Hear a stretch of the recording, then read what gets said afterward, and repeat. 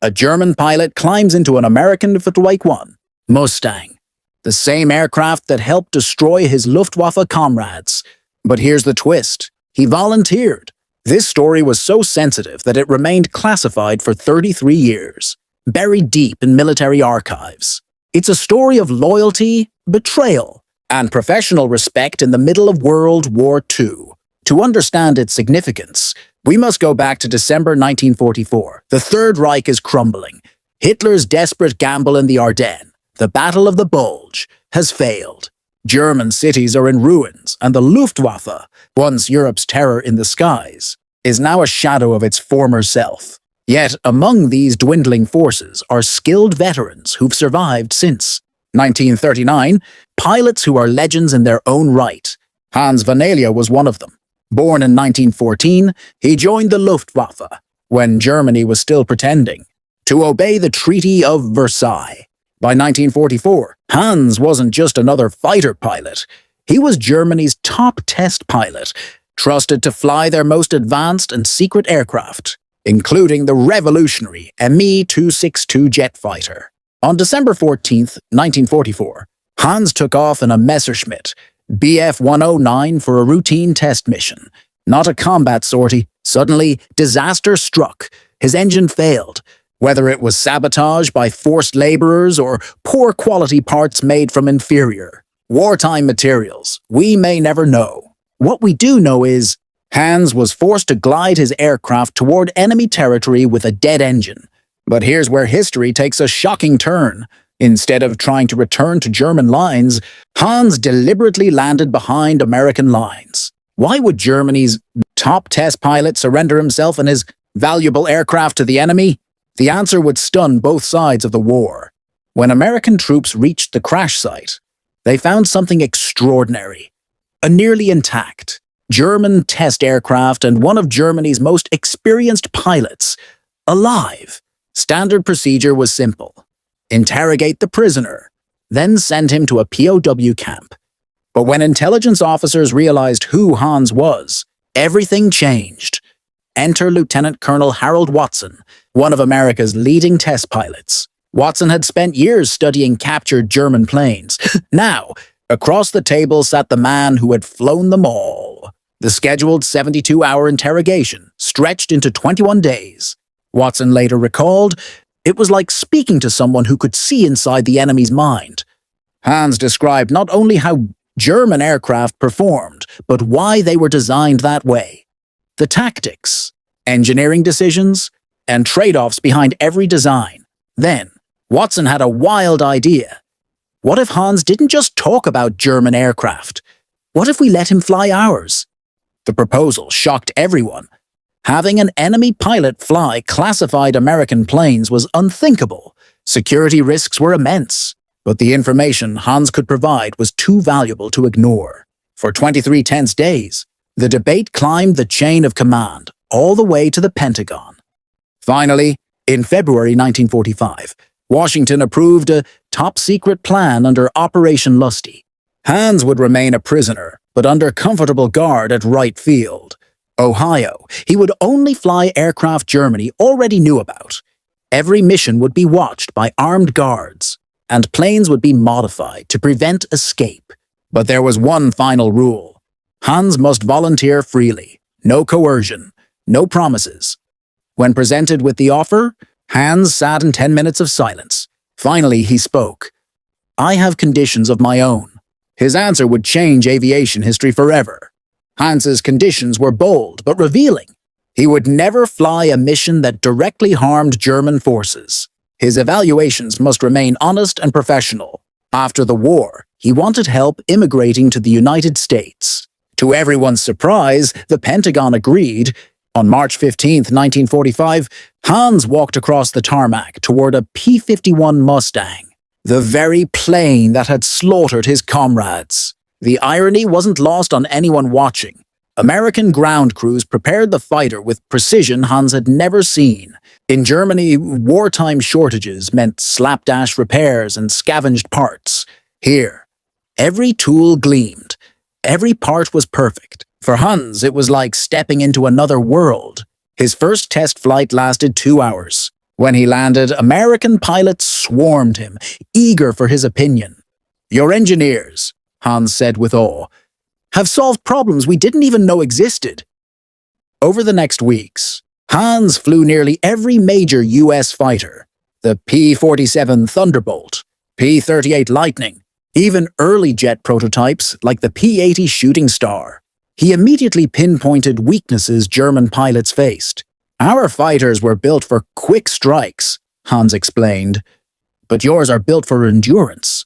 Your pilots can stay and fight when ours must turn back." Then came the bombshell. Declassified records decades later revealed Hans's engine failure wasn't an accident. He had sabotaged his own plane to defect to the Americans, and they knew it all along. Hans wasn't captured. He chose to switch sides. This revelation turned his collaboration from remarkable to historic and deeply controversial. As Hans continued his flights, something unexpected happened. Respect grew between former enemies. At first, American pilots viewed Hans with suspicion. Just months earlier, he had been part of the Luftwaffe machine trying to kill them. But as they worked side by side, that distrust slowly faded. Lieutenant Colonel Watson later wrote, "I expected a Nazi fanatic. Instead, I found a consummate professional dedicated to flight." Hans, too, began to see his former enemies differently. Nazi propaganda had portrayed Americans as soft and inferior. Yet the engineers and pilots at Wright Field were anything but. "The aircraft I flew, the instruments I used, the engineering I saw," Hans later wrote, "were all superior to what I had known in Germany." It was humbling. Watson and Hans bonded over long conversations about flight testing, aviation's future, and even dreams for a post-war world. Then came May 8th, 1945, Germany's surrender. The war in Europe was over. Hans's position became complicated. He was no longer a prisoner of war, yet not entirely free. Germany's aviation industry was dismantled, and tensions with the Soviet Union were rising. The U.S. military realized Hans's knowledge was more valuable than ever.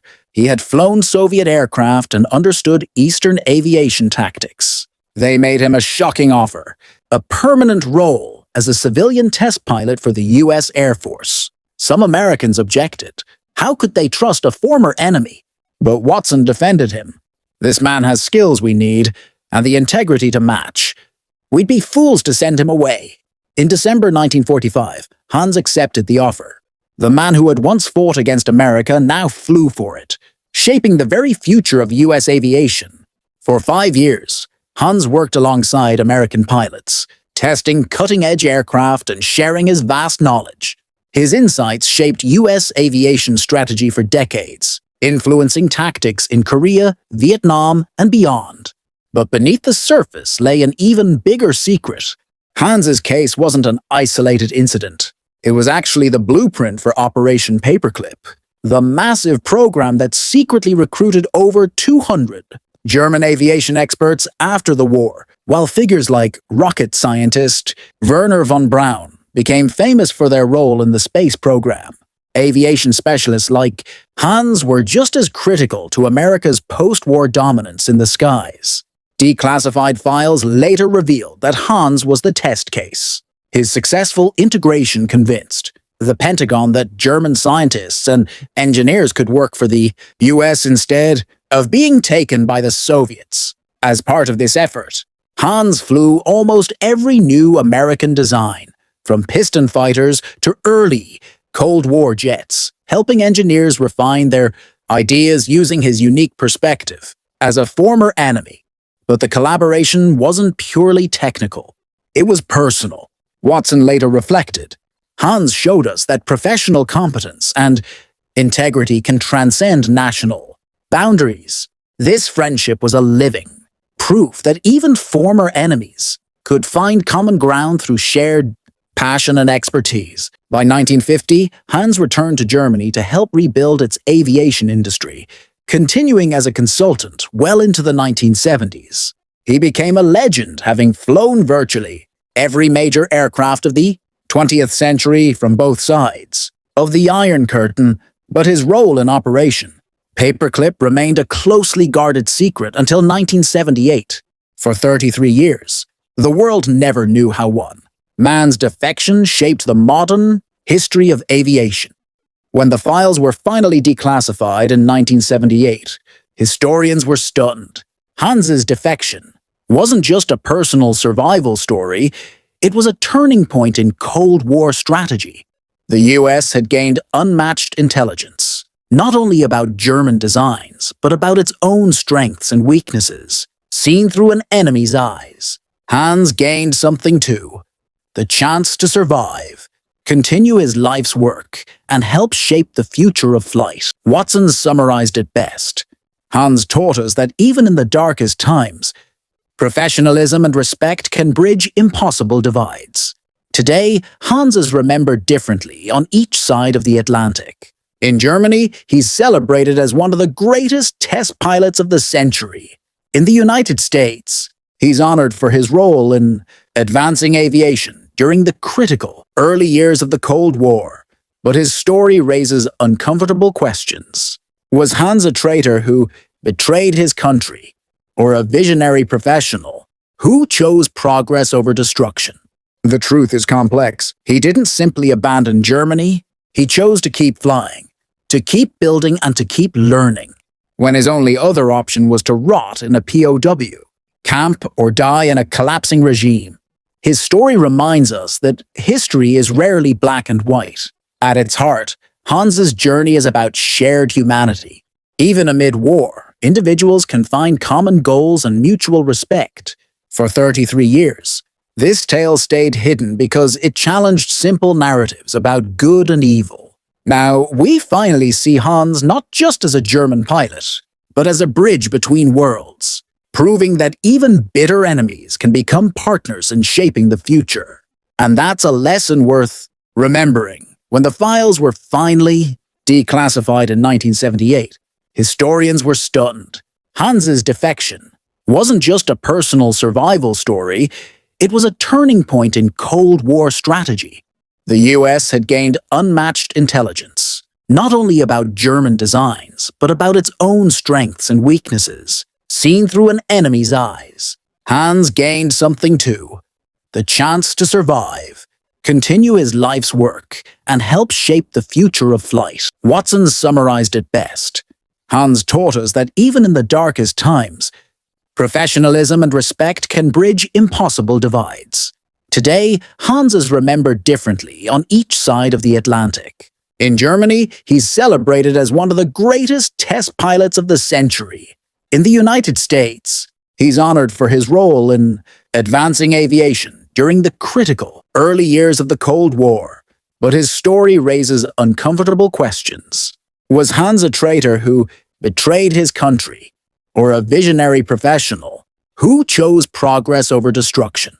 The truth is complex. He didn't simply abandon Germany, he chose to keep flying, to keep building and to keep learning, when his only other option was to rot in a POW, camp or die in a collapsing regime. His story reminds us that history is rarely black and white. At its heart, Hans's journey is about shared humanity. Even amid war, individuals can find common goals and mutual respect. For 33 years, this tale stayed hidden because it challenged simple narratives about good and evil. Now, we finally see Hans not just as a German pilot, but as a bridge between worlds, proving that even bitter enemies can become partners in shaping the future. And that's a lesson worth remembering.